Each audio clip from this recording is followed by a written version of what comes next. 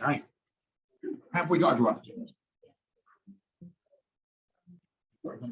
Yeah, great. Okay, good morning. I feel like I've been here ages. On Monday morning. Right, well, thank you for joining us. I'm sorry if you had difficult journeys this morning. John joined us to get here. We have had a few apologies, so I'll just hit record on the session here, so we should be able to actually. Just reminds me, in order for that to record the slides. There's John. Hold on. I have to share into the meeting. There we go. Okay, right. So I think John's there in the background. Good morning, John. I'm going to hide that. Okay, cool. We should be sharing. Let's just double check that the slides work. Yeah, great. Okay, so we're at 10:15 on a Monday morning. You've already had us travelling.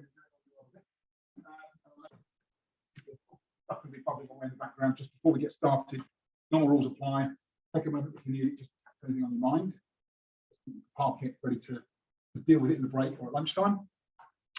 And I'll remind you of our beginner's mind principle from our Zen Buddhism master. So everything we need to know, we've got all the knowledge and skills and experience, but actually taking a moment from today. So the things that come out from the conversation with each other, so the things that come out from the content we cover, that will just land for you. So just have that open mind about how you can use whatever it is that comes up throughout today's discussion.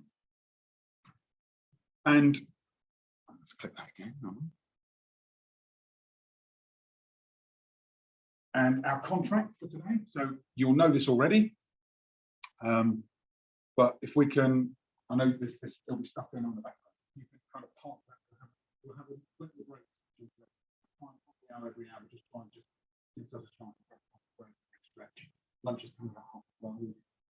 So we'll have lunch. And we'll have some time for lunch. We'll decide how long we take when we get there. But if you can kind of give yourselves the clarity and the focus today, for you and not for anybody else. And everything we talk about, because there'll be some interesting stuff on today, as there has been in all of our sessions so far. Everything we talk about is confidential among the group. Okay? You can share what you need to share, and as people share what they're sharing, we just kind of contact and confidential. Okay, that confidentiality. Good, perfect. Thanks. And ask questions as we go through. Share your ideas, share feedback. Going on for you. Don't need to wait or pause for that.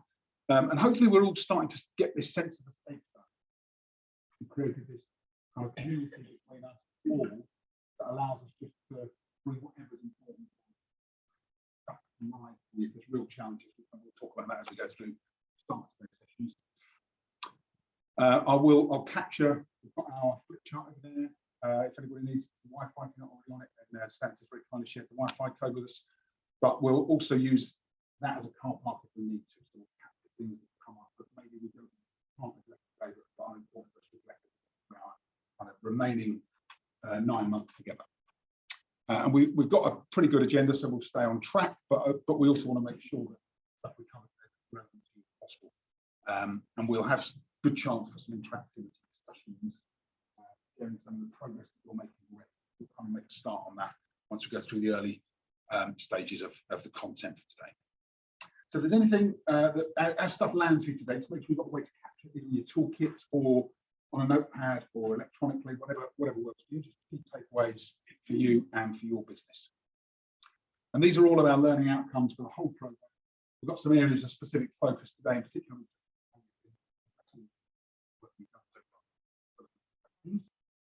which takes us nicely onto accountability. So you know who your partners are. How are your accountability discussions? Yeah, good. Everyone get a chance to have a conversation on a regular basis.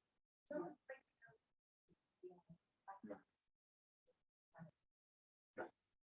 Cool. And is that so? How will you? Yeah.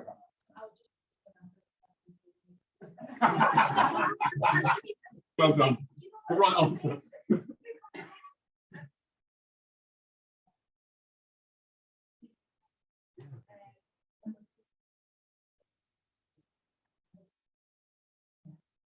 if we can.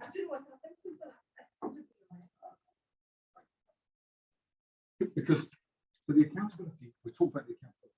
The other thing, the accountability is the opportunity to practice coaching. Because you don't know each other's businesses, and that's important. So you can't say, how's this situation, or how's this specific thing, or why don't you try this, because you don't know enough about it. But what it does give you is this platform just to coach. Just tell me a bit more about that. Okay, so what are you thinking about? What are you going to do about it?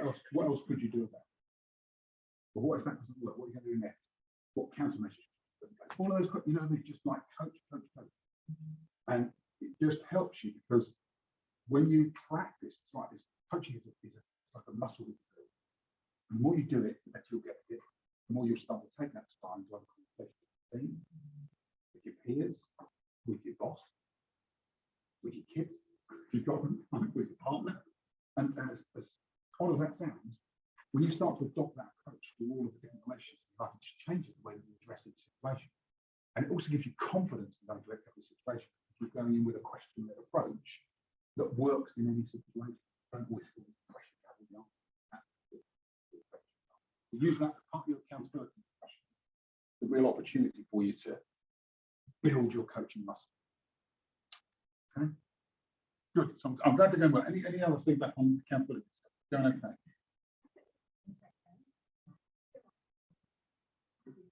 Well, we set up. Yeah. Very quickly. But we have also missed a couple of some other things that come from people. That's great. Rather than regimented. Yeah. Yeah. Good.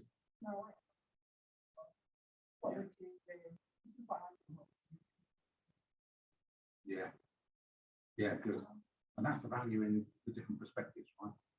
Different perspectives. There's a, I can't remember where I learned the principle from. It's a program I was on. In coaching discussions, don't give advice, share experience. Okay. Don't say, I think you should do this. Say, I've had a similar situation. What I did was this. And there'll be times when you said, I had a similar situation. I think screwed up. So for God's sake, don't do that. But since I've got thought about it, here's some other things that I think could be useful. So you're just sharing experience, not advice. And that's particularly useful with your own teams as well. People don't tend to like advice, do they? They like to hear experience and they go, okay, based on experience. But it makes it real, yeah.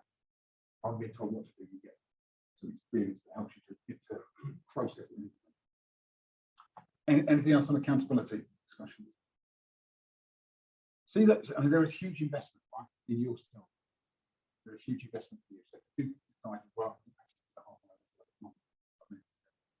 don't think of it as like a meeting. Think of it as quite an investment in yourself, your leadership, your ability. Okay, good. And remember, we talked about this principle of organizations that are like at the fastest growing, highest performing. They encourage and foster this peer accountability in their organization.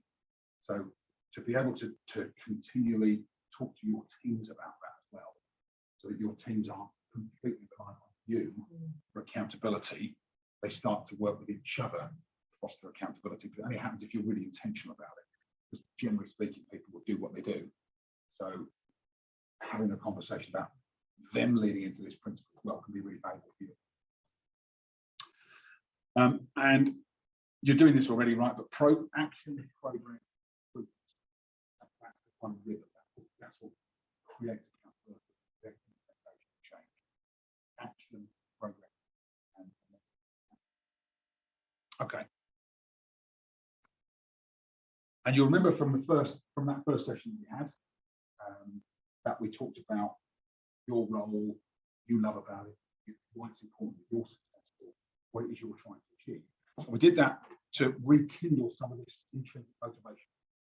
So remember we said you're motivated, inspired, kind of ignited, lit up from the inside out, and you transmit that energy to your people.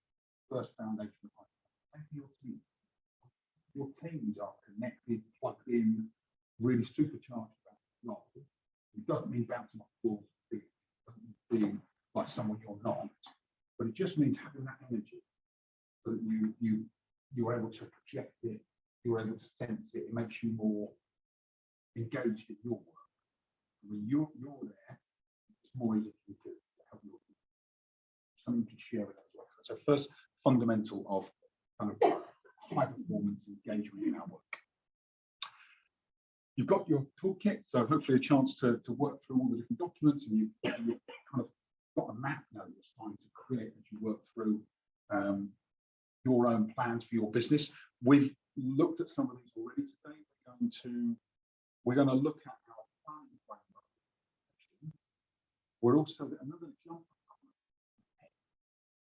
because these two are linked. The plan that you create, you share with your team, help them to then identify some of their key objectives, and the way that you can then track that. And then the objectives that they set with you for their performance. And we talked about leading and lagging indicators. We're going to look at that in one. So we're going to cover the plan, and then depending on where we get to in the day, then we'll look at tracking back so that we can cover the three of those. But I don't want to rush it. The important bit is get your plan straight, you're clear on what it looks like, and then get your team's kind of objectives or the principles of having a step ready. The perfect time to do it is Q4, calendar year, actually getting this in place ready to really hit January with absolute clarity. Really valuable. So that's business. We started to talk about contracting. We looked at team contract, and we'll get some feedback on how that's gone as well. Fancy Chris today, and then we've got, we can cover any of these. If there's anything specific people want to cover, the whole program at our disposal. Okay, online course. Now everyone's attended away. Stop looking at the floor. How have you all got on the own? The dog ate it.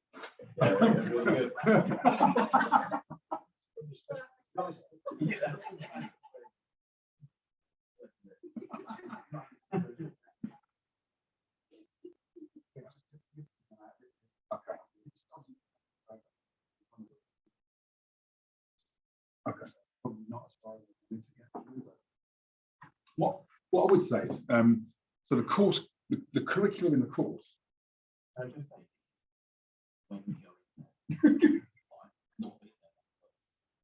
I'll take that. All I'll say is, so the way that this works, so the sequence of the toolkit of the program, it's pretty linear, and it's linear for a reason, because it's kind of one builds on the next, builds on the next. It just flows. The great thing about it is it's between 10 and 15 minutes. And if you're anything like me, I do on my program. Once you click on the program, you can then click the little gear icon. You can up the speed, because I talk through it very deliberately, just so that it's everybody can keep up. Some of you might want to go through it. You can go up to like 1.5 times speed, 1.75, 2 times speed, so you can get through modules a bit quicker. And then if there's stuff that if you pick it up, it's like yeah. And then anything you want to go back on, you just go back. But it's like 10, 15 minutes. All I'd say is, if you can carve out some time, and if there are specific situations that come up, you want to know a bit more about, how do I start to really lean into coaching styles and talk about this question. And we look at these models, and these are like world-class coaching models, right? And you just get the chance. We're going to cover these probably on our next session. Start to look at coaching models. But if you want to get a head start, if you've got a difficult conversation coming up with somebody, watch the coaching model. They'll really help you get some clarity over it. And if you can carve out 15 minutes a week, you'd be surprised how quickly you'll start to work through. And if there's a situation that comes up and you think, right, I need to get a bit clearer on the plan, we've got some, if any of you who are in sales roles, there's a really good sales field visit planner, which helps you to think about structuring your kind of pre-coaching conversation around objectives, post-coaching conversation around coach style. There's some really nice tools in there. Entirely up to you. Work through it and have a conversation. Maybe something to pick up with your accountant around what might be a priority area. Okay? But you've got full access, so entirely up to you. Harry, we'll do it like That's a good idea. We're going to watch it. Yeah. Who needs Friday nights when you can watch me? one of these. Not sure I'm saying Justin. I'll be back to answer any questions at lunchtime. So, but yeah, you've got your login. It all works. Migration. Okay. And we've got our WhatsApp chat. You're all in there. Feel free to put anything in there that you want, right? Within reason. What's all that look? Right. But you know, questions, best practice stuff working, images to fit. And thanks for those of you who shared so far. As you make your gains and progress, just drop some stuff because I love to see it. And I'm sure for all of you, it kind of spurs you on and encourages you to go, right, this stuff's progressing, we're moving, it's all actually making a difference. So please do share your best practice. And if ever you want like a quick private message or a quick conversation, you want a bit of eyes on it, message privately, no problem. So you've got, hopefully you feel this complete support as part of the group, but also one-to-one. Okay, this is what we talked about on day one. So day one was back in July, 3 months ago. So we talked about imposter syndrome, and sometimes we can feel that as leaders, business managers, right, sales managers, and getting and also one of the reasons we talk about contract and why we talk about contract principle, why we talk about building relationships, establishing trust, making sure that that's all solid, because that's how we're getting the feedback. If we start to learn, hopefully you're starting to see that improve as you go through your own conversation. Handling arguments, present personality clashes, these things come up. Again, team contracts, contracting with individuals, making sure the relationship is one where you've got permission, self-granted permission to have a difficult conversation, to give people feedback, to handle those situations. That's all part of our leadership responsibility. Fostering cooperation between other departments and functions. Sometimes that contracting and the work we do there extends beyond just our own area of responsibility. We might have to share and teach other leaders how to handle these situations. Right? Great opportunity. Recruitment, making sure that we've got the right fit around the team, this is the role that's coming in. Don't look specifically at recruitment, but you can also see how some of the contracting work to give you better clarity. Knowing when to step back and step in. Yeah, we won't always get it right, but that's okay as well. You learn from things don't get right, but do get right. And maintaining team focus. That's part of it. We'll look at planning structure and the 133 document. Good list, isn't it? Right.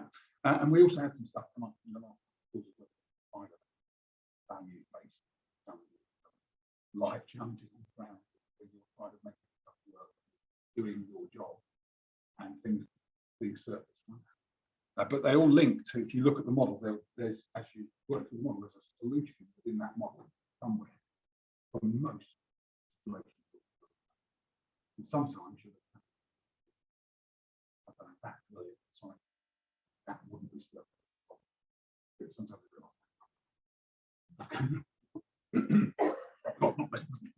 you're constantly addressing issues that come up, but that's all right. So our roadmap, we talked about mindset in our first step, getting the mindset right, make sure that we feel good about ourselves, we have high self-esteem, that we can make that encourage. We talked about a plan, which we're going to look at in more detail today, having a plan for our teams. We looked at the principles of leadership, 5 principles, and we had, I'll check them out. We had a remember the team review document. We can look at these 5 key principles and say, right, where am I with my team? And how have we established those 5 key principles from a leadership perspective? Then we look at our coach model. We start with relationships, rapport with team members, making sure that we've got solid trust, engagement. We then contract, make sure that the ground rules are established. We create the best culture and environment for high performance for ourselves and for our team. We then set really clear objectives, or agree really clear objectives. Manage ourselves first, ensure outcomes, really clear objectives for our teams. And we'll look at the 133 plan today. We then look at the action that our teams need to take. So action and observation, actions for the team, observation for us. And from that point of observation, whether that's sales field visits and making sure we set really clear objectives, including with the team, or it's certain situations where we might be tempted to step in and rescue the team. We just take a moment to go, hold on a minute, I perhaps need to let them perform a bit better in those situations. So I'm the observer. From that place of observation, we've got the option to coach and train. So we use our coaching models. We question and listen. Sometimes that's harder than it sounds. Especially when you know the answer, what do you mean to say this? Right? Question and listen, make sure that they come to their own conclusions. We use coaching models, and we'll cover those when we get to the right stage. And as I say, I'll jump ahead, go to my program. Great coaching models, and really, there's some models where if you look at them, combination of models.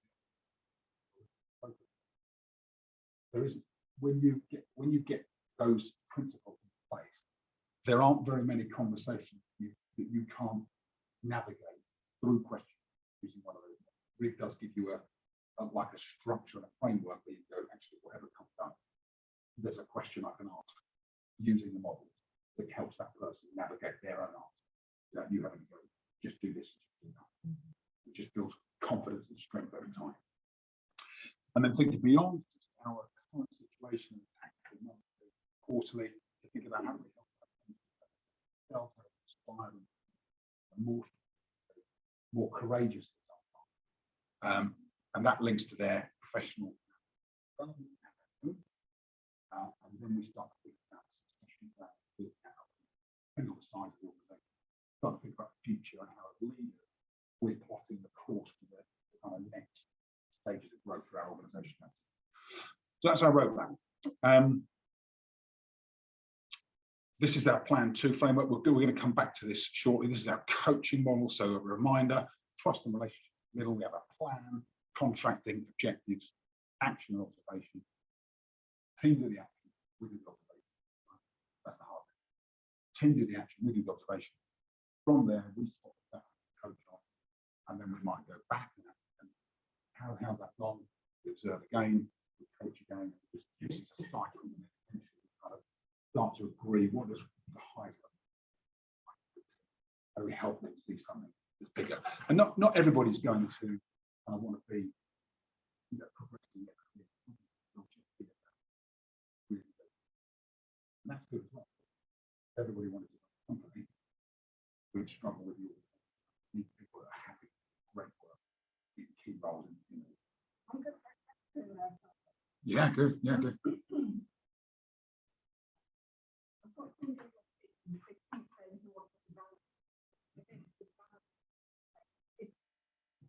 And you can see that this part really is but I'm trying to bring you along.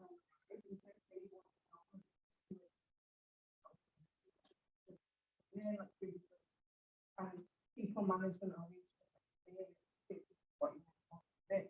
Yeah. How do you manage that? Oh, why is that? How do you manage that when you know that outcome is That's the question. Oh no, he knows it's financial, but you want to because you feel that development needs to You ask what does he see as development? And what's he going to do in position?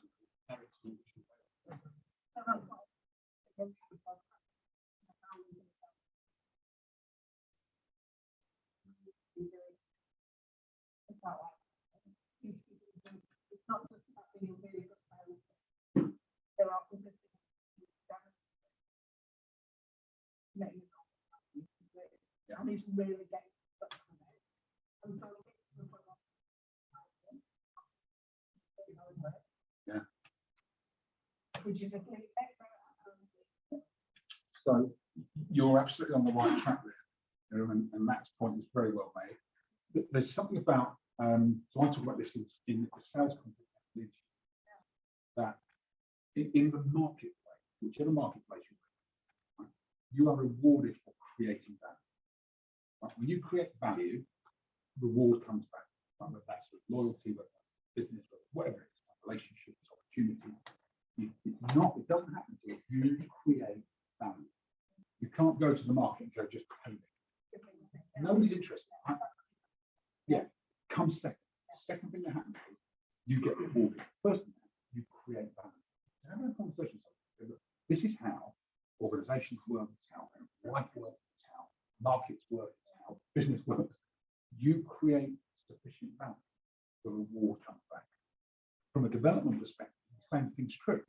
The better you get, the more you're rewarded. So you develop your skills, you develop your experience, you develop your knowledge, your talent, your contribution, you will be recognized and rewarded more. So that, for me, when I have that principle conversation, and so based on these two principles, what are you thinking now? And let them tell you, right? And they might, and if it comes back to money again, right? Just go back to the process, go back to the principles. So based on these principles, because this is really important you get this. If you don't get this, you're going to keep circling. You're going to get frustrated. So let's go back to that principle. So now that we've discussed that, what do you think that means for your development? Development is about you getting better and contributing at a higher level so that your contribution is recognized and rewarded. When you think about it like that, what comes to mind? And we won't go into the solution focused model completely, but there's a really good reference. Solutions focused model is a 4-blocker, and it talks about the past and the future, and it talks about the individual in front of you and other people who have been able to achieve what that person has achieved. Right? So then you go, so when someone says, well, I don't know, you say, well, so then you've got one of 4. So, well, you go back in time to similar situations, what have you done? And they might go, well, I don't know. Okay. Box 1 is checked off. Okay, in the future, if you already achieved this other company, made this shift, what do you think you would have done? You go past first, no relevant experience in past, what about the future? And then they go, but they might say, well, I probably have to do X, Y, Z. May or may not. Okay, that's not. Yeah, possible. And you might say, well. And then if they don't get there, you go, well, look, this isn't a unique problem. There must be people you know. There are people in our organization that have already done this. What have they done? What have they done? What did they do to get to this position? And there's, well, do you think perhaps it'd be an idea to a conversation? Yeah, no, got that.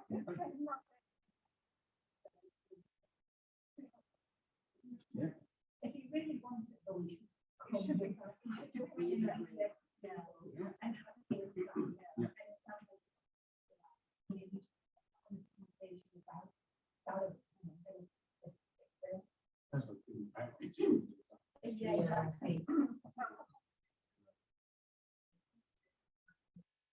let's see what you can demonstrate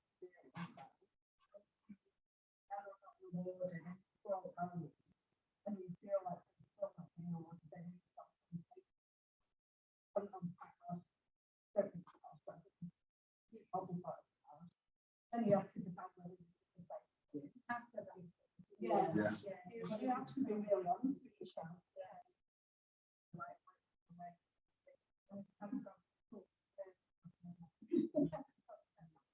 Yeah. Yeah. And exactly the same thing that we're going through with mainly to be honest. But actually, although ideas were put on the table about the question, no action was ever taken. And then I realise it's funny that you know the clear path you want and the salary you want is not really going to happen in this business. You've got to do X, Y, Z to get to that salary and to get to that position. And you know, we need to be honest, and this is not for you. And it was a really pleasant conversation. I had actually really pleasant, and you know, it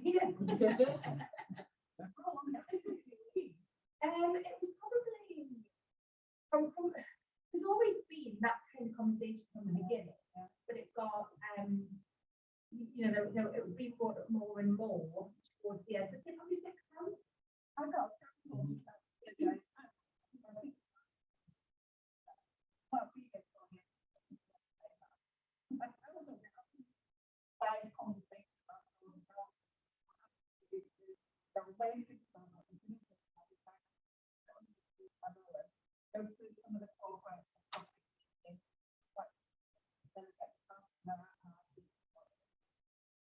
You just got to concentrate.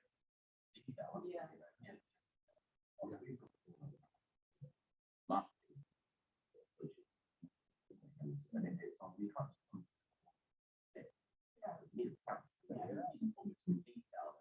What to do with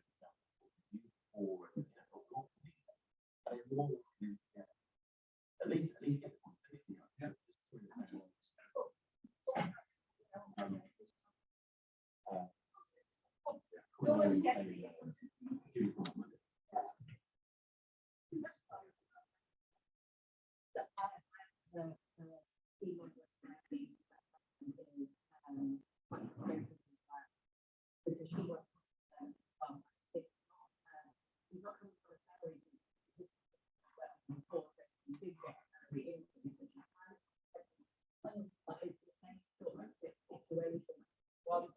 More responsibility,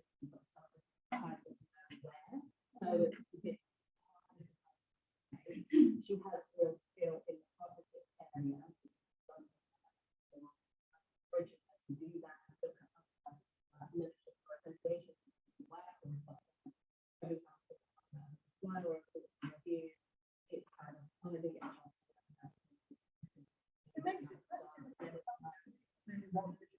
Yeah, so I actually took her away because she's very hands-on. And I said, let's just take her away and see what's going on. I'm actually on the profile page. I need to get married next year, he's moving house, he's working in the job at the moment, he went to and she's now in the same like, although I'm not being here, what's next? But I have so much going on outside of that. I think she just kind of needs to offload, so that's part of the coaching part of me, you know, just to be able to give pennies worth of what's going on. And even though I love that shit more money than she wants, there is still that pressure on the them. But I happily can tell her what it is that she needs to do, that she needs to pick up from this. And we can be halfway. Well, I think I can do this. So I'm hoping when we see contracts together, we can go away and do some of her. So hopefully push us up. I mean, otherwise, I'm supposed to when she gets married, you know, she'll pursue that person a bit disengaged, but it's not there.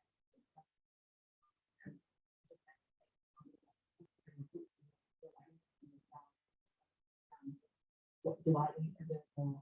And I think when you take it like that and show what I'm trying to do, I thought that people should know what get married and get on that I get why you feel the way that you feel it. So that comes down to more priorities. She needs to prioritise. Yeah. Does she really want to develop the work? Can she manage it? Yeah. So if you suddenly turn around and went, right, there you go, there's some extra responsibility. Is that going to push her over the edge? Well, that's what I think about. Well, actually, when I think about it, once people start.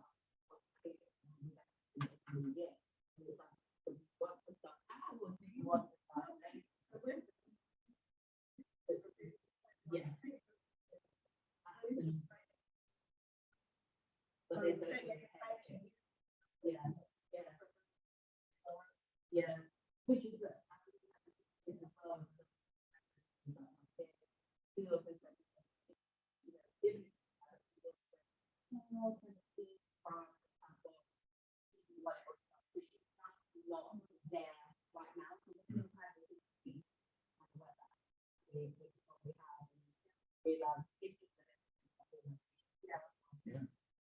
And sometimes the conversation that you have with them is the only thing that will help them to come to that awareness. Because up to that point, everything's not fair. You're not developing me. Really, you're not developing me. People don't realise their responsibility is for development is ours. Yeah. Right? Your boss can help you, they can definitely help you, but you know, if I don't develop me, if you don't develop you, no one else is going to come along and go, Ria, let's get you to do, because it has to come from the inside out. This is different. I'm going to do the same thing for 12 months.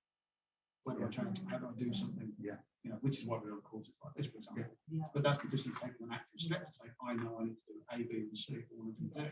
Whereas some other people are like, you know, I haven't done 12 months. What's next? You tell me. Exactly right. Yeah. And there's really no other way to go about it.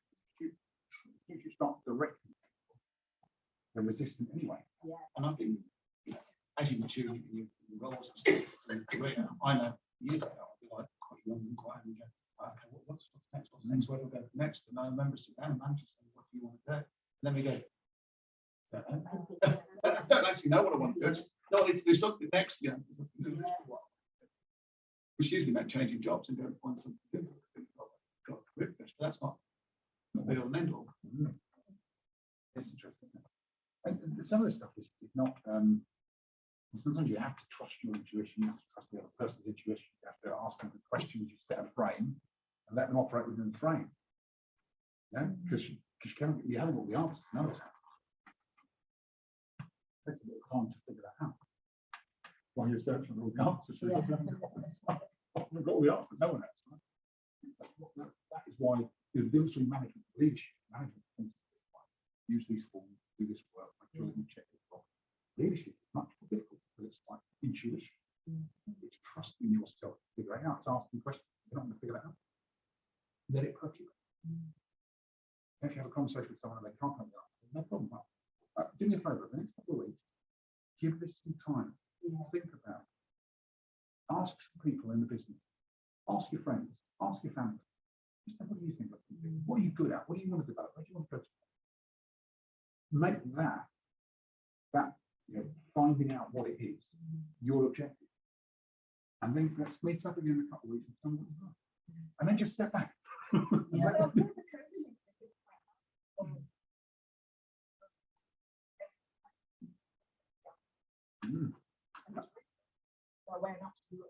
Yeah. And that is why contracting is so important. So that you sit down and you agree, I'm not going to be giving you answers because it won't serve you, it won't serve me and the organisation. I'm going to be coaching you. That's going to feel a little bit lower. At times it might feel a little bit frustrating. But ultimately what you'll get from it is much better personal development, personal success, and actually a sense of greater achievement if you're coming up with the answers. And it does, it just works so much better. This early stage of contract is so important. You set that frame right at the start. And people's expectations change. And then when you say to them, we're not going to figure this out, but I need you to go and do some homework. You think about this, talk to some people, and we'll regroup in a couple of weeks till we get to there.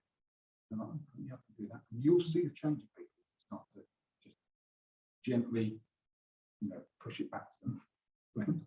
Handing back the baton, so they pick it up. It's their responsibility, not yours. every time just think, I'm not picking this up. My responsibility is to help you pick it back up. That's your job. Not better, I guess, when we stop.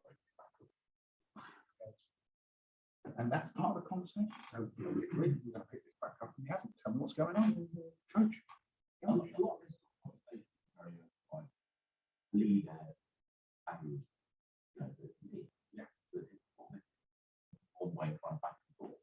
But there's got to be a way of actually doing it. So you know you're looking for the team, and then sort of spread it 5 ways as well. Yeah. So whether you're online and doing so, you remember the team and go, oh actually, these kind of use rather than use back and forth with different, like all the different members.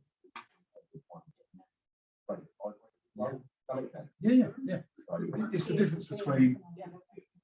Yeah.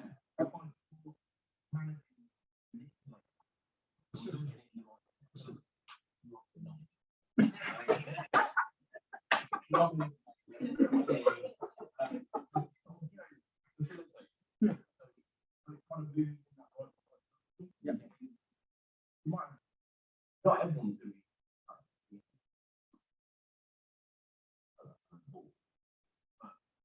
once they start seeing the impact.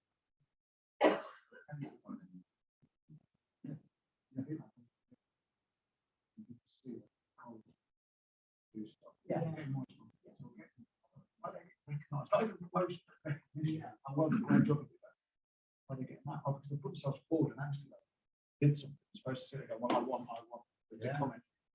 It is a lot about, especially in our team, it's recognition of that progression in the company. Actually, it's really important.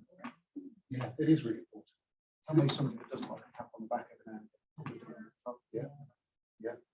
And actually, it's one of the easy things to overlook in leadership, because you can't have this expectation of people, and you, especially if you've been a high performer, if you have high standards of yourself, then you have high standards and expectations of your team.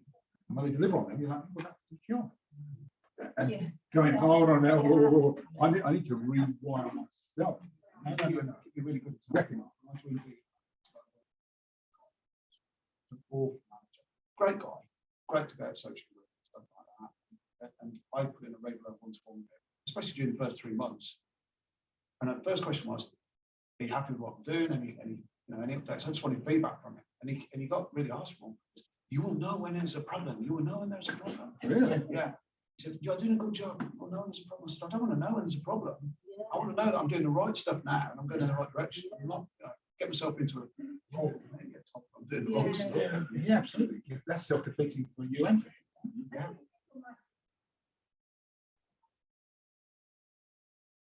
Or needed, or you need it, you need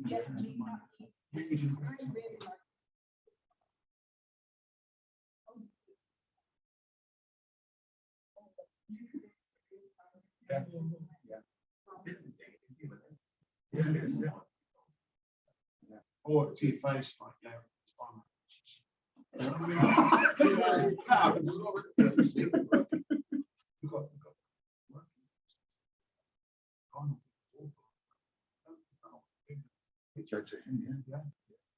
Well, that's the, I come back to it, such a strong financial principle. It's contract. His boss should have had a conversation with him about, right, if your performance isn't where it needs to be, I'm going to have the conversation. Part of your contract. Because to not do that, and then for everyone to be complaining behind someone's back, undermines the whole culture.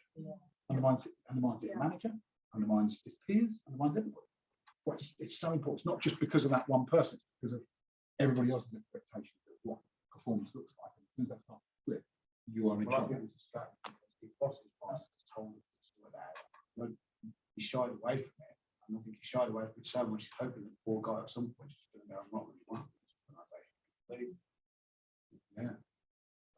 What does that say about culture?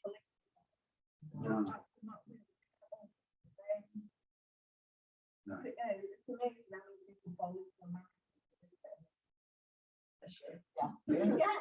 Is it in that people always promote it?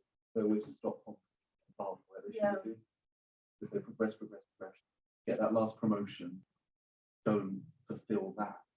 So they don't get promoted any further, but they actually comfortable under that. Yeah, but they chose it because of their Yeah. need for Because they wanted that. career or, yeah. Yeah.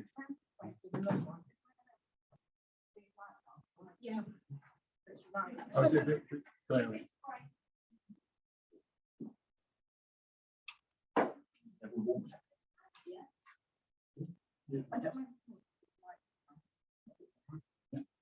Good for me, yeah. Yeah, is everyone warm enough, cool enough?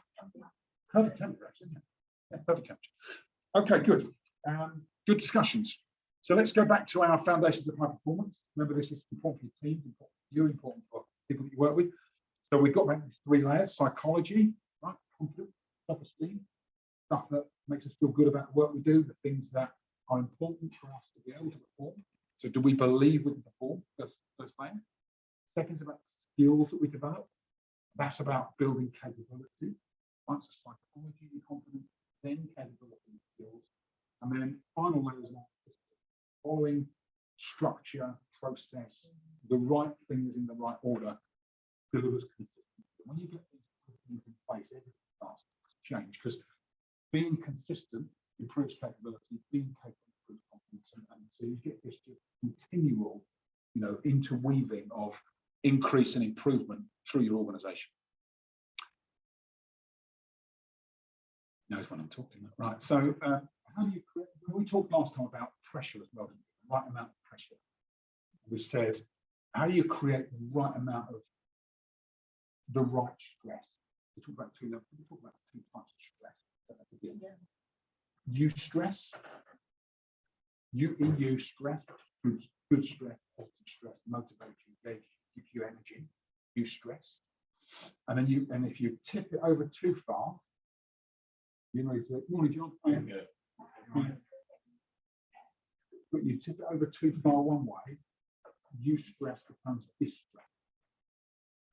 Eustress, really good for performance, distress, terrible. Literally like the edge. So how do we create the right amount of stress? And it is about clarity. Clarity of not only the details, but clarity of the big picture. Feeling connected with something larger than ourselves, business. Then making sure that my role and job description is really clear within the job description. I get to review that when I'm on track. That's it, right? Just want to make sure I'm continuing to stay on track. I get training and coaching regular basis, continuing to improve how I feel and develop. I've got someone that trusts me, takes my feedback. I can give feedback, I can get feedback. Really importantly, goes 2 ways. That someone, a leader, asks me for how I'm doing, and then support and challenge it. It'll be one or the other, but fortunate and challenge. Really, really important. And then someone who believes it, someone who demonstrates their faith in my ability, my future. And that's so you get that bit right, and you create the right amount of stress for something. You stress zone. And this bit's important because that helps you identify whether something's going to tip over here. You stress this, make sure that you always use stress that zone of optimal performance. And we talked about this team review. This was on our first follow-up on Zoom. We talked about the team review document, where we looked at the 5 key elements of leadership: psychological safety, trust, clarity, energy, growth, and then our emotional balance. And just an opportunity for us to take a sense check where our team versus where we'd like them to be on a scale of 1 to 10. And then it gives you this opportunity to go, right, based, it's like an audit. Okay, where are we? You can do it at any point in time. And it will fluctuate depending on personal situations, team members, things that are going on in their life. But it's a really nice, again, we talk about we're in Q4, finalising the last quarter this year, about to press the reset button. Great opportunity to do these kind of assessments of the team. Hopefully got one-to-ones coming up, appraisals, end of year stuff, some of the good discipline around, leadership and management with our teams. We also then talked about team contract example in our last session, and the key questions, how we structure and set that up. And there was the example of the team contracts. We have those documents come through to you. So that's where we've got to so far. Okay. So Have a quick sense check and we'll take a break. Feedback so far. So actions, progress. We talked about accountability discussions to a certain degree. Any key challenges that you're facing that you want to look at today, situations in your team, priorities. So just have a moment. Well, 9 or 9. So just have a quick conversation with someone. Doesn't have to be your accountability partner. Someone to your left, if you want to go to your right. Maybe you want to work through there, ladies, if that works, and then maybe Seb with Stanley, if that's all right, John with Chris, Matt with Oliver, to just discuss this with each other. These points, doesn't have to be all these points, just a quick sense check in, and then we'll have a quick, because I want to share some best practice today, just to know Stanley and Chris will do good stuff. But there might be some other stuff on your mind before we go.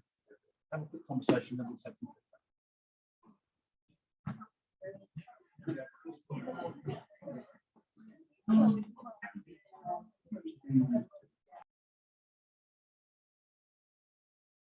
Let me make sure I'm sharing that screen.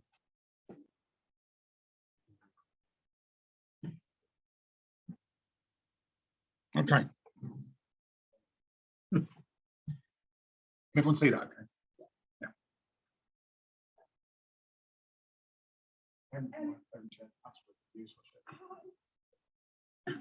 I don't know if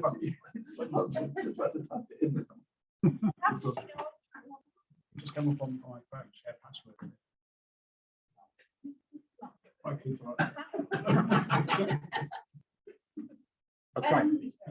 Yeah, well, actually, what we did, we never contracted, very new to the company, very new to me, and certainly how to orchestrate and manage it. So what I want to do is build it with team bonding Dave. So I've just come up with some exercise, and it was all leading up to doing the contract and understanding why we were doing the contract in the first place. But like you said about, the tree analogy, why, should have had it 20 years ago, we didn't, we're going to start now. And luckily for us, we've got some new team members. It's actually quite nice to implement it because of the newbies. So we started off with an exercise, just very, very simple, 2 truths, 1 lie, just to get to know each other a little bit better and have a laugh. And just really sort of, it was the icebreaker really, although mine I did 3 truths. And then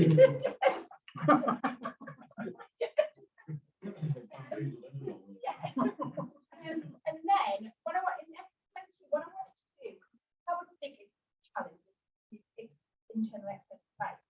So what I wanted to do was just to get everyone to understand how people can react so differently in the same situation. So I asked them all these 5 questions, or these 5 situations, and I just said, in 1 to 3 words, put down how that situation makes you feel.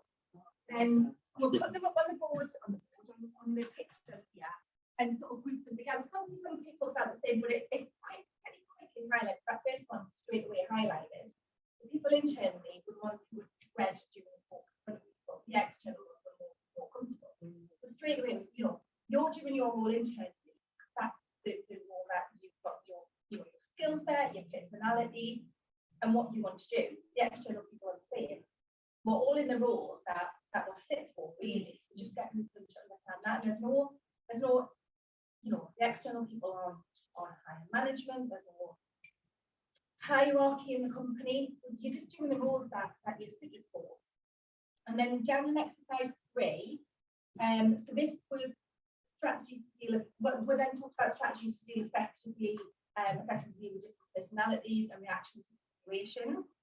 So we just talked about, examples of that. So learning self-control, learning respect, empathy, self-awareness, boundaries, examples, being honest, listening to your colleagues.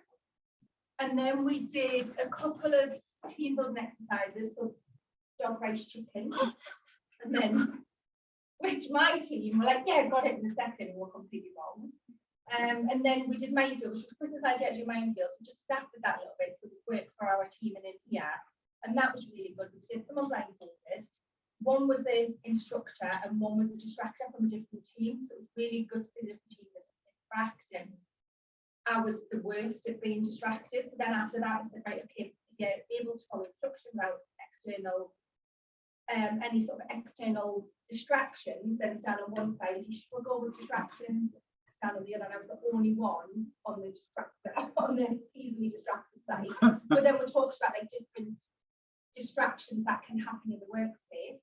It's interesting. You read the things out. Feeling on word. What we found was a lot of when Yeah, they were like, absolutely. people detail. I know. Okay. It's really interesting. You don't think about it. They're like, the details, those, it's just more like that. And it really kind of why everyone sits on the wall. Yeah. And then that goes on to the contracting. What we did for the contracting, we had a set of questions. You can ask them. I don't know. Yeah, absolutely. Brilliant. Thank you. So we had a set, I mean, there's a lot more detail in there, just to give you a quick overview. So a set of questions, we had 10 questions, they all gave an answer, put the answers up on the board, and then what they had to do is then pick the answer that meant the most, and it wasn't always their answer. My contract word is not what I put on the board. So we just did it in a tongue-in-cheek fun way, so everyone had to do the handprint, pick their word, and these are the things that we're obviously not elaborated on these a bit, but these are the main words, the core values for our business and colleagues moving forward. So we've got space for like new people like at the company as well. But you know, already probably 5 times we've done this, someone's had to refer back.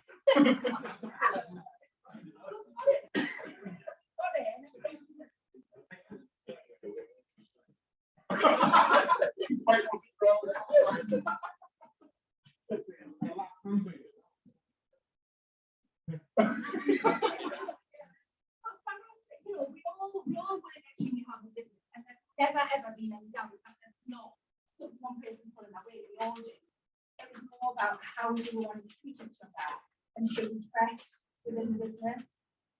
With the answers to that one, that be one word. Well, between 1 and 3, between 1 no more than that, or not someone like less than it, isn't it? It's one answer per note, isn't it? That's the thing. Yeah, we Yeah, said one try answer per one answer. Yeah. Which was easy for them. That's really good. How long did it take you, thanks, Chris, to facilitate that as an exercise? The contract. Team contract. Not that long. I think it's spent more long than everything else. That exercise actually just came pretty quickly. Everyone did it really quickly. The words, in the first exercise, we don't think the words, it's taken them a long time. By this one, they were like, I know what I want. And after listening to each other as well, the words came quick, and we probably were on that for about 45 minutes. But the whole thing was a day. Yeah, no, I mean, great structure for a day. Great investment in the team. Great investment. And I love the creativity of the output of the contract as well. The handprint, single words, the document, what you've done. So good. How did you coordinate that? Did you just get some pots of paint and trays and stuff? Yeah, when everyone's having lunch, we just come out, put paint and trays. And then it was stuff. Very good. Real creativity there as well. Nice. Thank you for sharing that with us. That's really good. Really good. Great work. I don't mind sharing this with anyone. Yeah, thank you. Yeah. Well, actually, do you want to just forward? When today, I'll send you out slides that we covered today, link to the recording. I'll attach some prep sheet as well. That's really good. Really good. Perfect. The other exercises, were these stuff thought of? I already have. The main field. I wanted to have a couple of teams over here as well. But the rest, I already had some ideas, and then I just researched. And then I took, from a few different sites, I just created what I've created. Because you've got to be specific to your team, and you've got to know your team and your business and that will sort of engage them.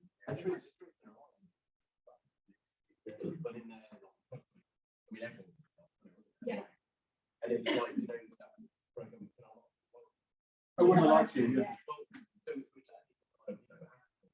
Yeah. And you'd see it. What's the dog's name? Right. You could tell, one was that was a tank, the other was the opposite. Everything was in, everything, make sure everyone that picture was born. Yeah. I just made a good point there. I think that seems like all this doing. Yeah. Research, all of this, not people, not the work. Yeah. The people sit there and can see do it, can't they? You know, an exercise rather than actually. The good thing about you anyway is the commitment to the business is 100%. Yeah. There's nobody in the team that doesn't love the business. Yeah. So that bit's not an issue. But you guys come up with that. I think it's a good starting point. Then it's just about trying to get them into it.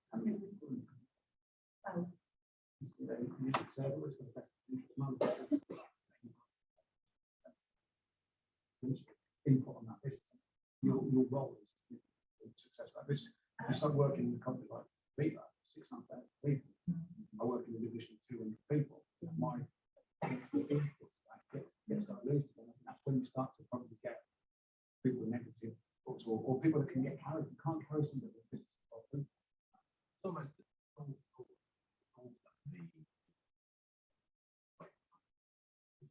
you've got a big one. You cannot do it. But I mean, I've done this in a massive organisation. First time I ever did this with the small sales people, 5 of us, 10 agreements, 10 together. I pulled together the team contract, and it was different from, you know, we were one of 4 sales teams. It was a bigger division. There was a European division, global division, massive. But I tried to keep that out of my sights. Like, right, what kind of control? My team, how we act, our behaviours, our values, our culture. And so it's a relatively new team. I took over 3 people and I recruited the rest of the territory region. And I was in that role 3 years. 2 years, we were the highest performing new team. It's amazing what you can create just in your own kind of sphere of influence. You just focus really tightly on your sphere of influence. A big company, small company, just focus on your bit. You can. Very good. Great example, Nancy. Thank you. Chris, well done. Good work. Great work. Okay.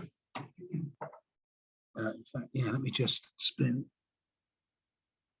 Okay, so anything else from the conversations? Anything else that you discussed? That anyone wants to share? Feedback on? We're discussing. Yeah. My plan, monthly catch up, Christmas talk about and the fact that that's a little bit bad. It's a great point. Something happens at the beginning of that month. You then got 4 or 5 weeks till you then have to catch up. You're going to be forgotten about, or it's going to be invested for a long time. So yeah, it just made me think of how getting that fine balance is not. I think every week with my team would be too much, but getting a good balance where you're catching up enough, keeping on top of things without all the time. Yeah. What do we think? 2 weeks. Yeah. Yeah. Yeah. And we have seen one-to-one.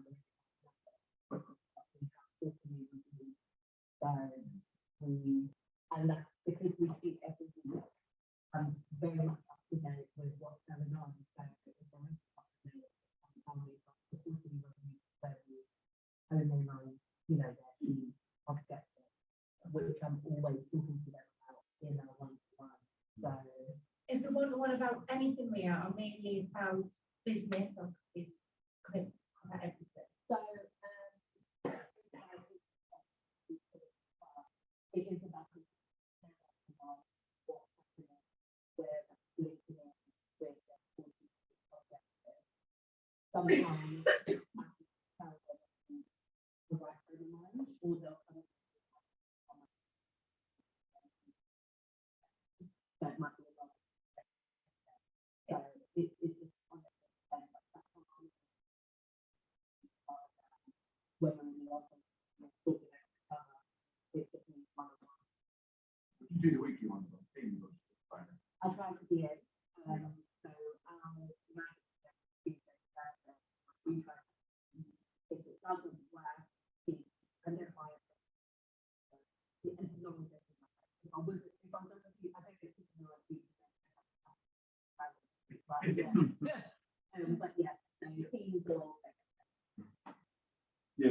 it's interesting because I've tried lots of different routines, and what I landed on time and time again was a half an hour weekly check. Yeah. I used to say to my team, we've got this half an hour, there's a number of reasons we've got a half an hour check. One of the reasons is because stuff comes up. Yeah.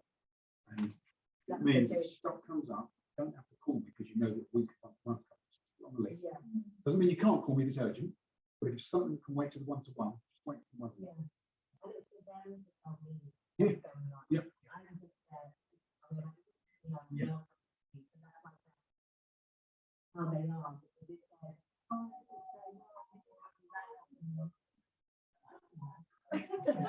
So it's probably the same with man.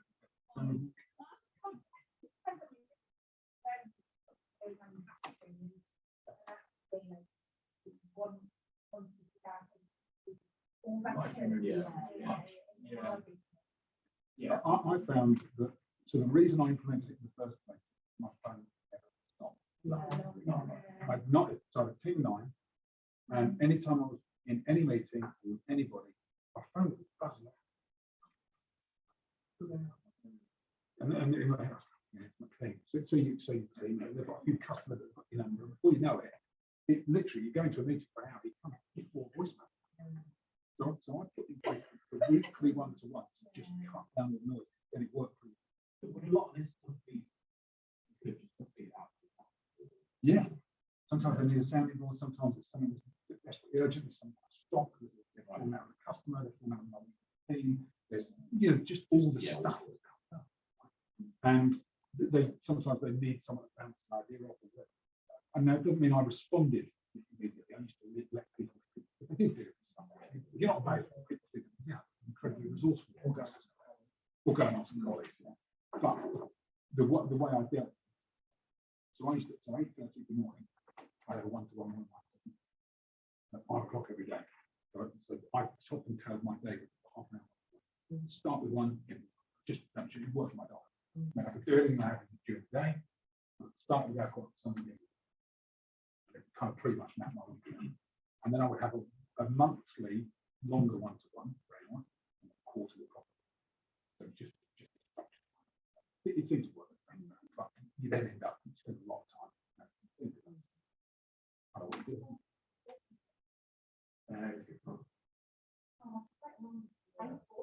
The sales meeting, yes, this thing up to now, because we've not had a sales manager between us and the MD, Bill, I've taken it on, kind of with that.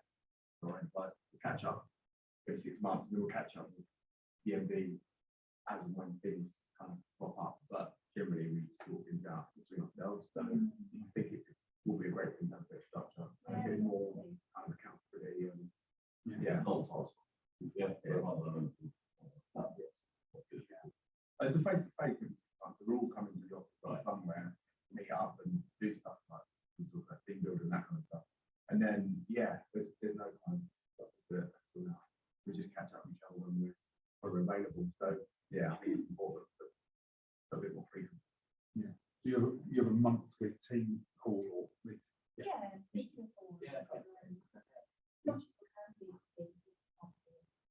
We meet and they have an action in every year that all have to spend on their customers. 15 minutes, only 3-4 slides, 50 minutes, no more than that, in every meeting. we have a weekly, we have a weekly,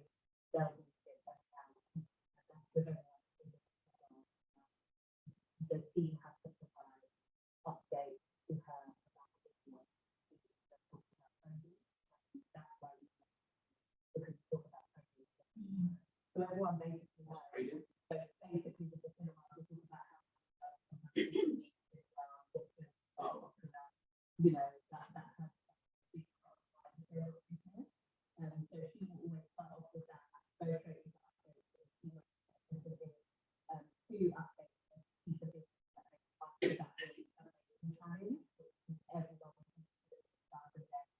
Anything else which might be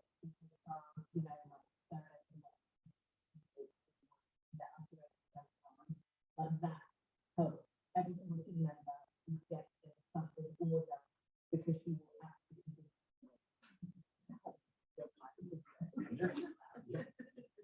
but yeah, so it's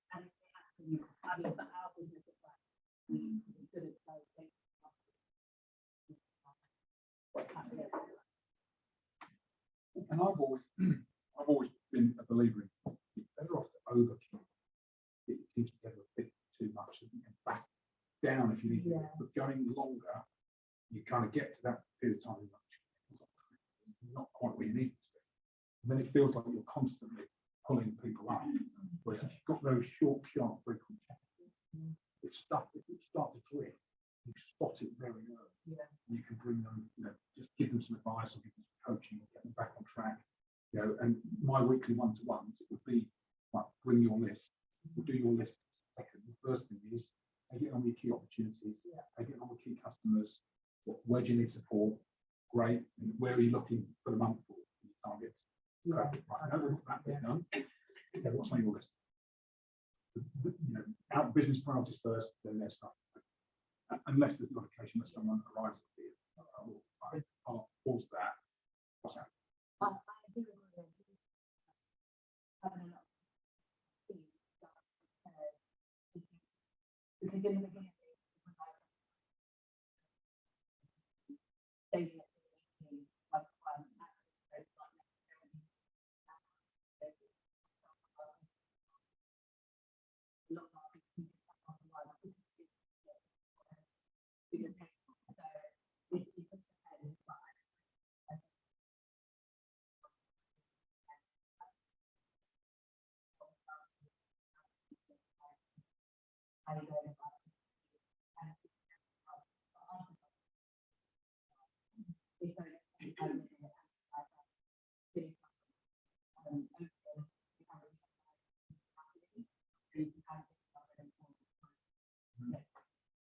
Good idea. yeah. Yeah. Nice. It's interesting all the different structures and how you go about it. There's lots of learning. Yeah, I really like it. And Friday afternoon is your get yourself prepared for next week, wrap up this week, prepare for next week.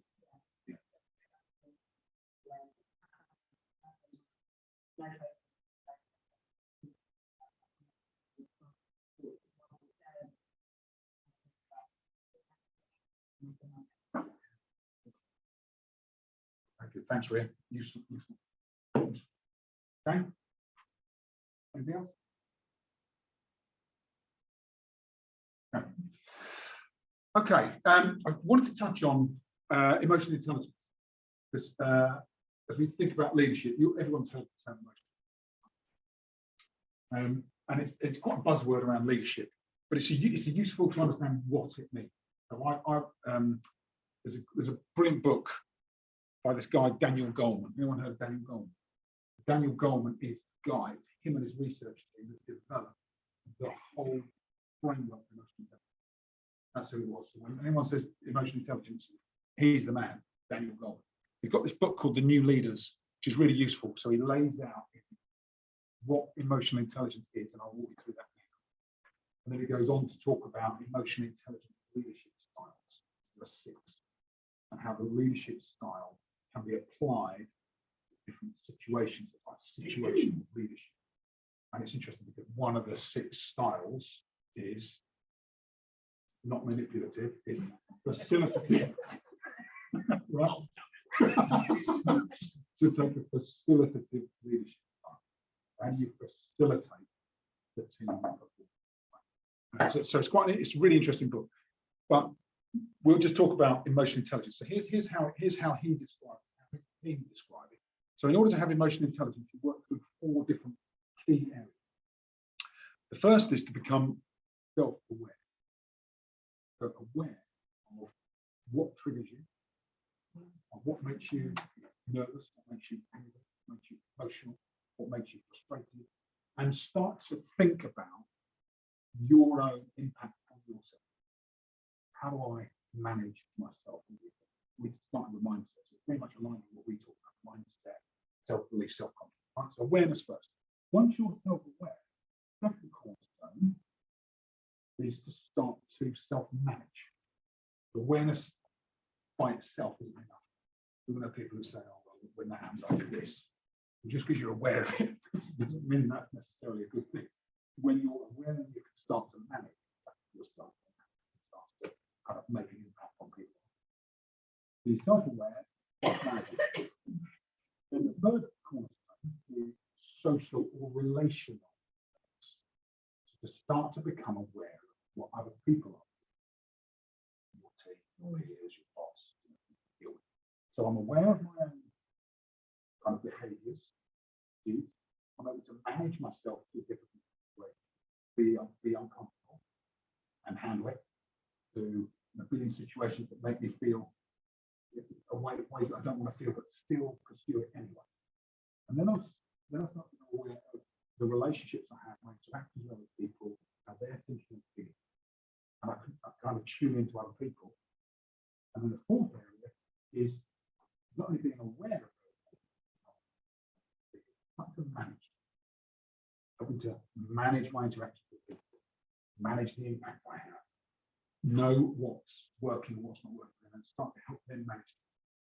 And they are the cornerstone of emotional intelligence. When someone says emotional intelligence, leadership, a principle of style, that's what they're talking about. Am I self-aware? Can I manage myself? Am I aware of what I'm thinking of? I manage it. And then it's just this continual cycle, because as you hope that means so I would recommend the book, and also to think about, as from your leadership style, of these, there'll be one of those areas that perhaps the workshop pay attention. They say, obviously continually work on them all, but there'll be one that typically find is most useful to think about as you think about developing emotional intelligence. So there's that model. I'll just give you a moment just to talk to each other about there's the four cornerstones. As I was talking, it might be something just kind of blank. Just have a quick conversation about that and where you might need to focus.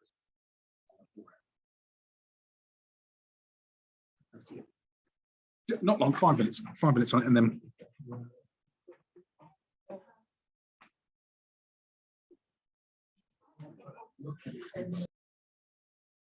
Right.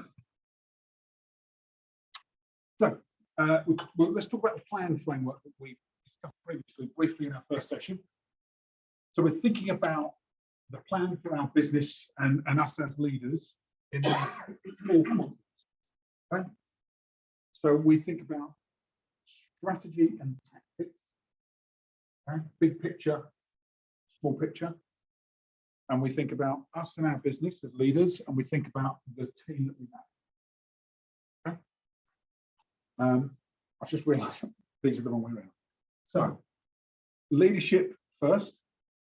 Our leadership strategy, where the business is headed, what are our overarching goals, and then we want key leadership activities. What are we going to do to deliver on that plan?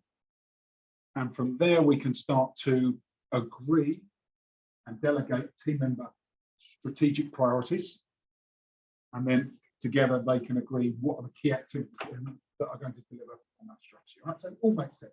And we should be doing this through our businesses anyway, but it's very easy to kind of just get stuck here with the team and not do the alignment. Really important that we do the alignment.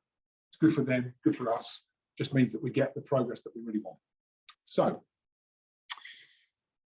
just make that live. So in our box, we have a business plan. We have our goals and objectives. We might have some stuff around succession, key roles that might be coming into the business, key people and where they fit in that future succession. We'll be focusing on the health of our organisation, making sure that we've got the right people in the right seats, we're leading the team in the right way. And we'll also be thinking about our own strategic development. What's the next steps for us? What are the priority areas for development for us within the organisation, the context that brings?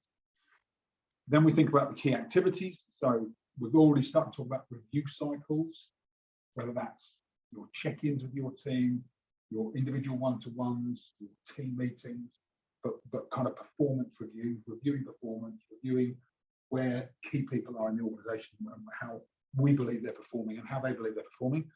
Some one-to-one coaching that will happen, a focus on continuing improvement, because in most of our businesses, targets each year tend to go up. So we need to continually improve to keep meeting those targets, those growth targets for the business. And then we think strategically about development, and we think tactically about development. So that's where we might be headed long term. It's what we need to do in the next 6 months. Okay? And then similar for our team. So the team should have an annual plan that aligns with our business plan. They should have goals and objectives that align with our goals and objectives. Abby said earlier, if your team don't hit your numbers, it's unlikely that you'll hit your numbers. That's why we need the alignment. Key projects for members of the team. What are the key things they'll do alongside their role that will contribute towards the business? They might want to have a personal goal that is aligned with the business. So it's a personal goal, but it's a personal goal that's aligned with their objectives. And then their own strategic development plan or career plan. And for some people, that career plan might be just be in their role, but absolutely nail it, become world class and the best person they possibly can. And that's great as well. And then key activities for the team members. What are the activities that they're going to perform that align with their strategy? How are they going to manage and monitor their own performance alongside you as the leader? Because you don't want to have to be doing that in isolation. They should be thinking about managing their performance. How do they make sure they're making the right progress? And then what are the development actions they take that align? So it's a kind of framework for just mapping out, right, how do I build a plan for myself and my organization and then my team and make sure we get alignment. It tends to be quite a nice reference point. And in your toolkit, there is the framework. So you'll see the framework there. And then what we've got for the team, and this is why we link to the next section, which I'll show you in a moment. What we've got for the team is to have this tracking document where you just input the names of your team. And then here you've got a way to just track. Have they got an plan in place? Yes or no? Where are they with it? Are they on track, off track, or in progress, right? Have they got clear goals? Check. Are they working on key projects? You immediately see, have we aligned or identified key projects for people in our team? Do they have a personal goal? And the reason a personal goal can be useful is just so that they start to tie and connect their own intrinsic value with the business, with their role, just kind of connects them. And it doesn't have to be you that identifies that, something that you do in conversation.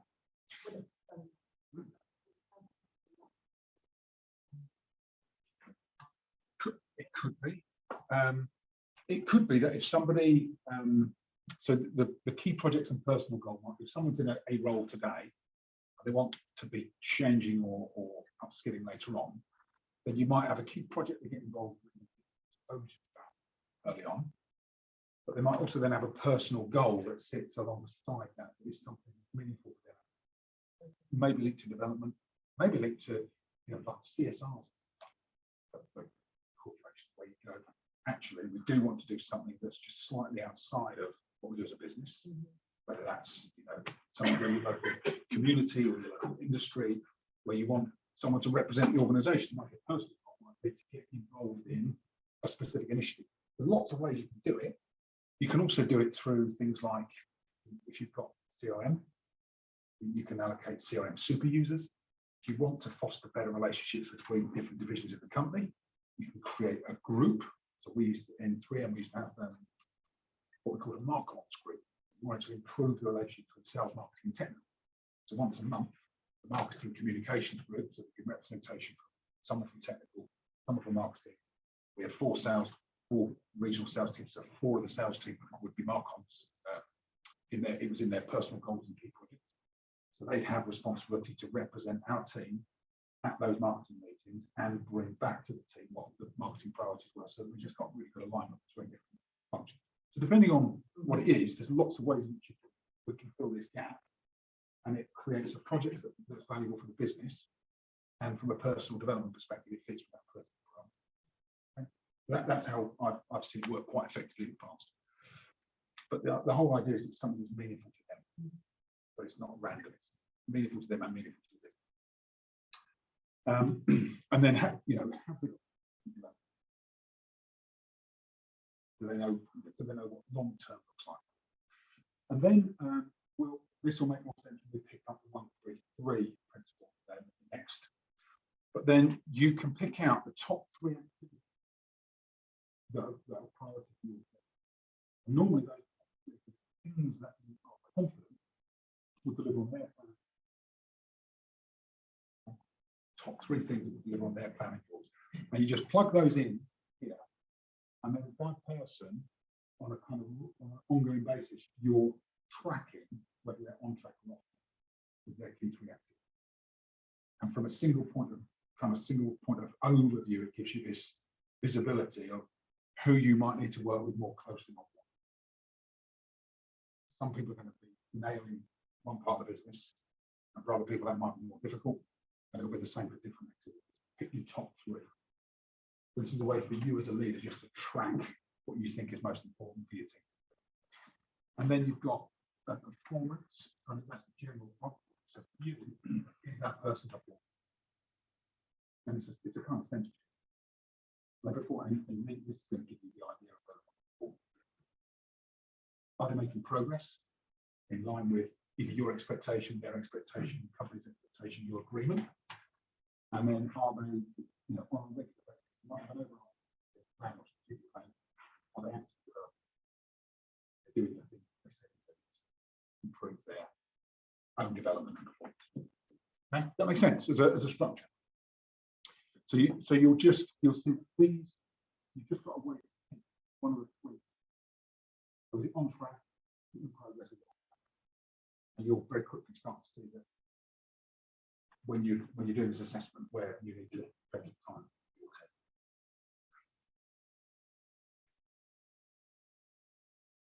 And that the idea, I think we talked about there's that business book Traction, where they talk about once you've set clear direction for your team, it's so important to coach, review, and keep checking back in with them, because human nature shows that between 1 and 3 months, most people drift off track. So if you're leaving it any longer than that, people just start to do all sorts of stuff. We just get embroiled with stuff. It is human nature. So we just make sure that on a regular basis, and then we can help our team just keep course correcting where we need to, coaching where we need to, just keep them self-directed, motivated, and self-managed. So that's the plan 2 piece, right? I'm going to share the objectives and goals piece, and then we'll circle back and just give it a time to capture some thoughts, maybe get into talking. So we connect the plan with the objectives and goals. Have any of you seen this 133? Okay. I think we covered this in the first on day 1. Just as a reminder, number 1 indicator of engagement is clarity of expectation. I'm clear of what's expected of me. My contract is important. Also, why setting clear objectives and goals is the number 1 indicator of engagement. And we know that the manager, us, we influence team engagement by up to 70%. It doesn't happen. We don't do it. There's a 30% likelihood it happens, which is probably about right. 70% of people won't be clear on their goals if you don't help them. And we know that we also want to go beyond just clarity of engagement. We really want people to be to feel inspired in their work, and that's where the next level of high. So we get this bit high, and then our job is to inspire them with the right conversations, think about career development, long-term future, make that investment in the relationship and in their progress. Okay, so here's a way of thinking about goal setting. So you think about, in the first instance, what are the overarching goals, either for yourself or for the team? We'll look at an example. Then you think overarching goals. The next is to think about the priority results and action areas. The results you want, and then the action that you need to take to deliver on the result. Okay, and a few of you, if not as a group, you'll have heard me mention leading metrics, things you do that will deliver a result, right? And lagging metrics, which is the measurement of the result post-activity. So sales, lagging metric, pipeline and opportunities, leading metric, key activities, key customer leads, key events, leading metric. Yeah, so leads, an activity to generate and convert leads are leading activities. Sales is the lagging metric. And that's the key thing I learned after I've been in sales management for a little while. I hadn't really figured these two bits out. I was focusing far too much on I mean, you have to, right? If you're measuring sales, but just measuring and talking about sales is not going to make the change in the leading metric to make a real change. So there's this great book, and I don't just want to give you a reading list, but there is a great book called The One Thing by a guy called Gary Keller. You share all this. Yeah, can do, yeah, Gary Keller. Gary Keller, and it's a really good. It's actually an easy read, really useful read. I'm just going to make these books with you today. So I've mentioned so far one thing.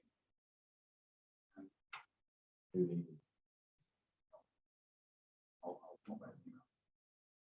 Okay. And in the book, The One Thing, it covers lots of topics. Really, really fascinating, actually, the way he goes about it. But he talks about this principle for setting goals, 1, 3, 3. And so the one is the overarching goal. One overarching goal. And I'll show you an example in a second to start to make sense. And that goal might have multiple components. So if it was a business number, let's say like hit 10 million this year, you might go, well, I do want to hit 10 million, but there's some other additional kind of components to that. Like we want X amount of profitability. We want X amount of additional opportunity. We want to hit X amount of growth. So we'll show you how that looks in a minute. So you have one overarching goal, and John's going through this particular moment, actually. It's live for you, John, isn't it? Yeah. One goal, then you break it down to 3 priority streams of activity. In order to hit that goal, 3 key things are our priority streams. And then underneath each of those priority streams, you'll have 3 activities per stream. And that becomes your expectation. So you've got you're measuring 9 things. Your team are measuring 9 things. But as they measure those 9 things, they chunk up to 3 priority streams, which chunk up to the one overarching goal. So everything flows up and down through their expectation. Okay. And all right, once we've got this clarity over the structure, the idea is that we gain genuine agreement. So this isn't, there's your plan, go off and deliver it. It's here's some ideas around how structure look. I'd like your input into it as well. Let's talk about it, think about it, spend a couple of weeks. Throughout this quarter, you might say, this is a new approach. January. Over the next quarter, let's make sure we meet this structure. That's a question. All right. Does it have to be there? So if you sat down with your team and said, actually, there's one goal, there's 4 streams, 5 activities per stream, so you have 20. Is that just making it too complicated, or you can do it however you want? And I've had, when I was in 3M as a big company, we used to have performance dashboards on the last page. But every time you reviewed, you'd never get through them all. And I used to have to prioritize. When I prioritize, as I think about it, if I ask stuff I'm really focused on, and I automatically went, let's just get on that, let's pick up the top 3. You end up with the top 3 mentality, which simplifies things. Simplifies things. Now, maybe there are other things that you have alongside that you want to measure and monitor, but you'll dilute the focus. And that's the whole, if you read the one thing, the whole premise is you dilute the focus so nothing becomes. When everything's important, nothing's important. That's the challenge. How, obviously, usually the level remains steady. Yeah, throughout the year. Yeah. But how fluid would you say that the other like you know, you might achieve one of those, you know, pretty quickly. Keep pushing us forward. Yeah, I think what you'll find is that the one overarching goal.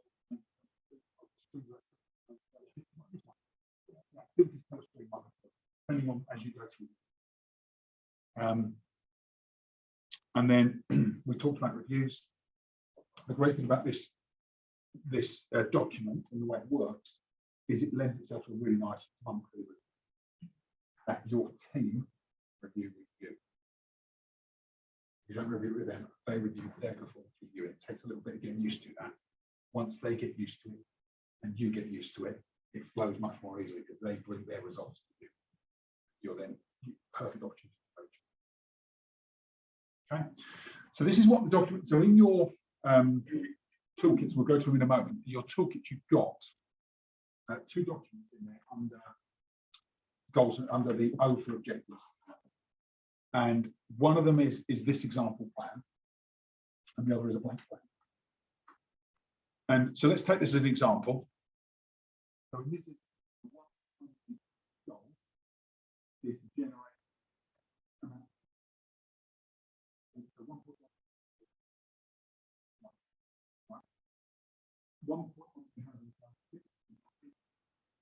demonstrate 15% growth, having a 2.5 pipeline, 2.4 pipeline, getting 10 new clients on board, closing 3. Okay. So they're the requirements. So we want 1.1 million, 550,000 profit gross margin, 15% growth, 2.5 all in one place. That's your overarching goal. So it becomes really easy to track. It's just an example. So you just plug in there what you want. And then as you come down, project number one is sales growth margin. So just in this example, number one is that generating sales and 1.1 million. And some of that might be just some of it might be just 92% target. Minimum deal margin 50%. If you get higher than that, great. Don't go lower than 10%. It's going to dilute the rest of the business. Sales process ensure a close rate of 30%. We're using the right approach with sales, maybe some of the assets that we're looking at managing the sales process so that we get a close rate of 30%. Priority number 2, pipeline management. Maintain a 2.5 million annual pipeline. That's about making sure that you close opportunities, whether they win or lose. You're sufficiently identifying, bringing into the pipeline opportunities that maintain a level of 2.5. Because if you don't, you're just going to continue to start to slow down. Number 2 is about generating that. Do that in a month. Generate 10,000 opportunities every month. Probably closing and generating a similar number of opportunities. Either close loss, close losing, close winning, whatever. But also for a lot of businesses, it's important to keep a pipeline accurate, updated. We're bringing in new opportunities and closing the whole one. Now, the closing of the whole one doesn't mean explicitly, but we have that part of the If somebody ends up with like a 15 million pound pipeline, probably not closing. But the values is important process. And then number 3, managing your customer in your territory. Maintain a monthly review process with your top 10 clients. Engage with 4 new clients every month. And a commitment from 1 new client each month. Probably one's not enough money to average deal size. But it's kind of the framework is your opportunity to. And then as you come across to the right here, on your document, you will see we've got quarters. Right at the top of the bar, top we've got a little plus arrow where the cells are grouped. And if you hit the plus arrow, it opens up each of the quarters. So you'll get January to March for Q1, and then as it rolls through. The idea is every month your team member comes to you, they've completed just a red or a green. So red is off track, green is on track. And this is they'll complete for the month. As the month turns into a quarter, they'll give themselves a check for the whole quarter. Will they on for the whole quarter or not? Red or green. And then the status is right now. Where are you right now? Up to this point in the year. If you get into April, you might have been on track for Q1 or off track for Q1. On track rate when it brings them back on. Status is current status.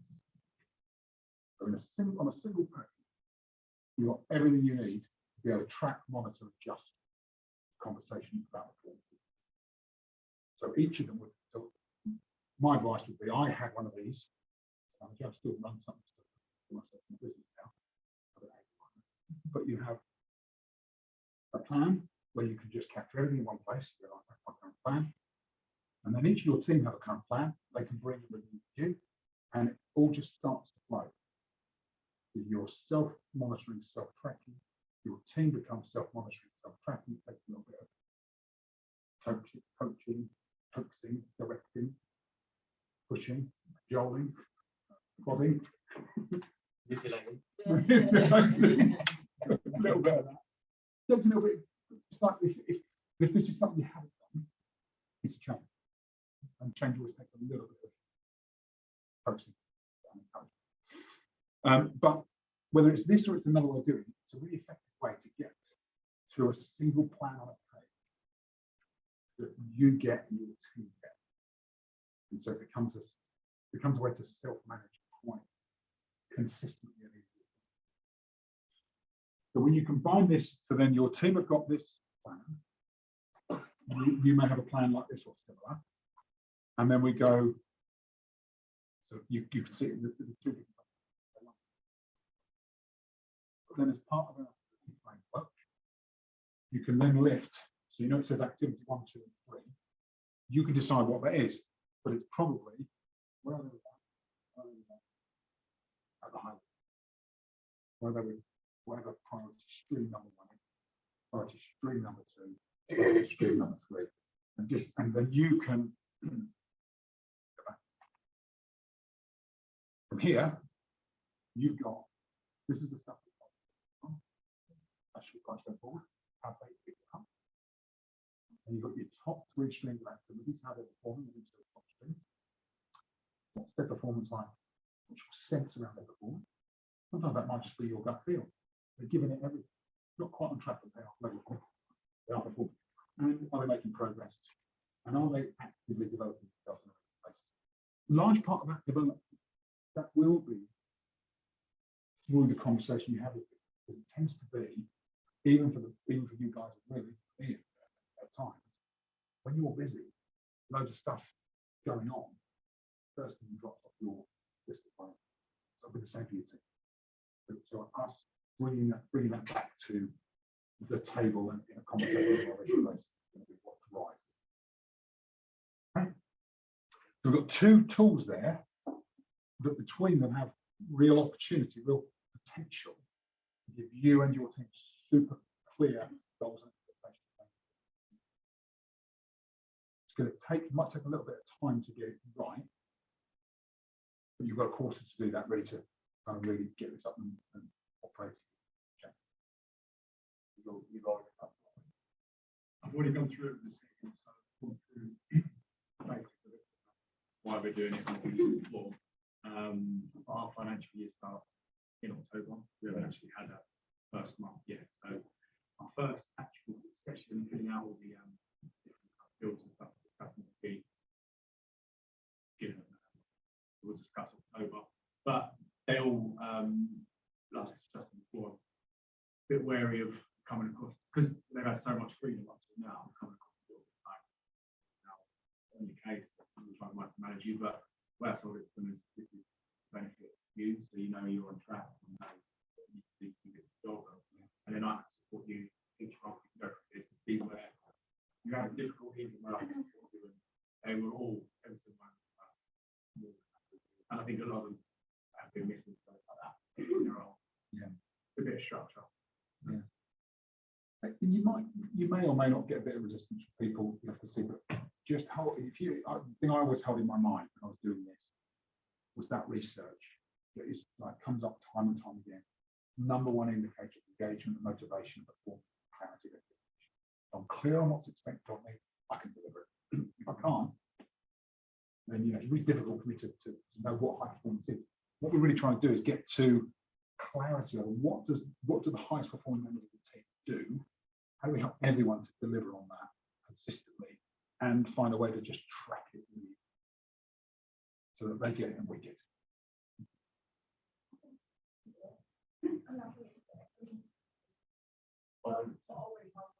Yeah, I think it's been really good. I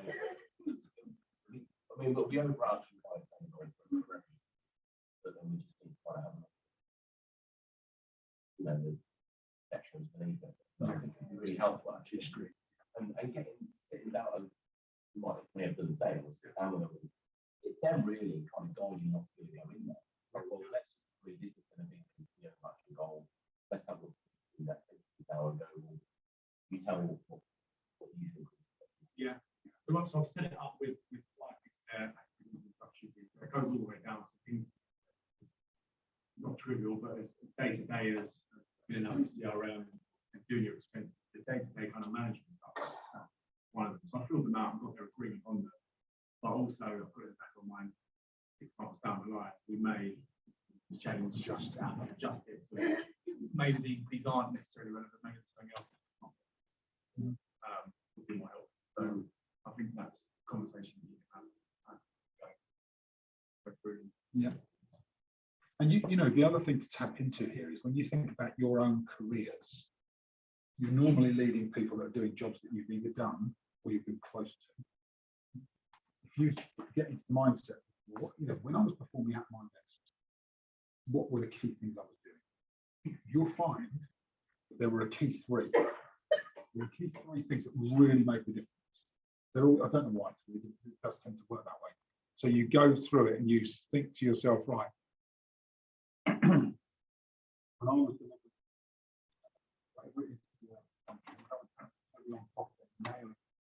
the role, what were the key things of it? Start behind that. In terms of 3 areas, what was I doing? The salespeople normally will be right. It will be territory and customer. The key things I was doing around the territory with key customers. Then it'll be about identifying key opportunities, the big opportunities, big customers. The activities I did to identify those, to work on them, make sure it's successful transitioning through the pipeline, be close to it, make sure it went through. Then there'll be something around the way that you were managing internal relationships. There's some stuff you have to pull from the organisation, and some reviews that you were doing, and the way that you communicated or contributed towards your delivery. And so you end up with kind of going, right, for me, it was this. And you can then just throw those as seeds. Here's what I think. This is a bit priority area, this is that's a priority area. As long as you get this flows with you. That is important. And then you just chunk it up and flow it into the okay. I'm going to give you some time to just get into the plan and start to, if you can get to like a high level primary goal, just take one of your team, or you might want to do it yourself. I think that's more just capture in the template, in the blank one. This one. Just drop in your overall goal and maybe some ideas around what and if you can get your top 3 priorities identified, do that and get to do it together as a just start to talk to maybe take 5 minutes just to capture what you think it is. And have some conversations with each other about what your partners is, and then you'll start to sharpen, and then we share as a group, and we'll get to a good first draft today. You can then start to talk to your teams about what you should go through next quarter, planning your needs, and then should have put these 2 slides next to each other. Then you can start to work out your tracking. We have one for you, one for your team, and this document where you can just plug it in, and then this just becomes like a current status for you as you're tracking the performance of your team. I found this type of tool really useful just for me to get my action and a bit more done, and specifically looking at whatever it is. And then if ever I was in reviews with my line manager, and I was saying, well, can I share something with you? I'd have a single document where I can just go, here's how I see it. Just really so useful. Because you've got your manager very often said, yeah, how can you do it? And you're like, oh, and you don't really want to rely on just your memory. Sometimes it's really useful. Oh yeah, just share it, just share it. Heat map customer. How you've got the customer base across, so your customer base or products that you tell. solutions and go, well, customer X is using quality, but they're not using regulatory or whatever. So there's a white space there. Yeah. I've not done it for people. Yeah. That's hard. I think it's hard to identify those. Yeah, that's right. So something that thinking where do I start? Well, again, go back to your, maybe start with you. Yeah. For your own. It's So, easy. It's very easy to deal with. Everybody, kind of feels more. But I've got people in there. But actually, that's such brainstorm. And do a bit of brainstorm on myself, and head there. Like one of our ladies managed event. And I took for her. Recovering costs events with noise department events and we're all going to do. But there's ways I can probably measure the expenses of events actually make it fair. But it is more difficult when you're not talking about sales people. Yeah.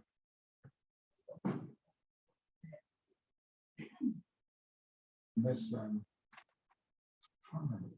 there's another business book of where I can't remember which one it is, where they basically said, you know, whatever role you're in, any business. I'm not a fan of just measuring numbers, but it's interesting. You can make everything really objective. And I think it just takes a little bit of focus and concept. Okay. So I'll start with, I'll start almost in reverse order. Start with your 1-3-3 plan. This one. Because this is going to go with your plan 2 track. Okay. Have 5 minutes on your own and then start your discussion.